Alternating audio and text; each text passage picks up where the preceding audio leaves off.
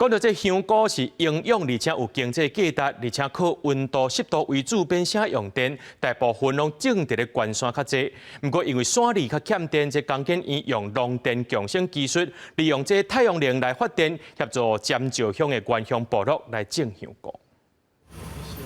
今日来边仔内底全部拢种满香菇，而且每一蕊香菇看起来拢真大蕊，边仔个控制湿度的机器甲电风，这些设备用电拢是来自边仔外口的太阳能板。专家指出，种香菇的用电量一分地一个月平均只要3度至5度的用电量，所以真适合农电共生技术。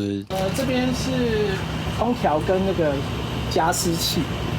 所以我们可以控制这边的湿度，让它符合这个杏鲍菇它需要的湿度。利用立面的光电板跟固定的光电板，那提供这边的白天的电力。山上很冷，是不需要用冷气房。我们山上完全 nature 的只有电风扇。那太阳能面板供电风扇的电是足足有余，因为1平方公尺。 8个小时可以照电差不多1度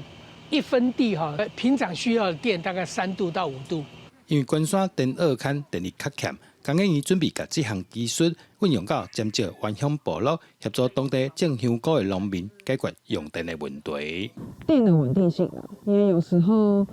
这边可能台风来了，或是一些天气灾害来，那你可能原本的电线断了，这个可能就需要内部的那些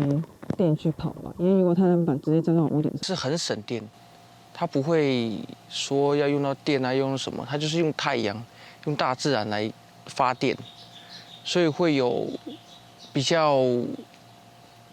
接近那种，就是用原生态去种这些香菇，去养这些香菇。透过太阳能来提供控制温度甲湿度的用电，除了有效解决山顶用电问题，为原乡部落创造出高经济价值的农作物，也有有心想要返去部落的少年，我多留点部落专家甲生活。记者杜文和新店报道。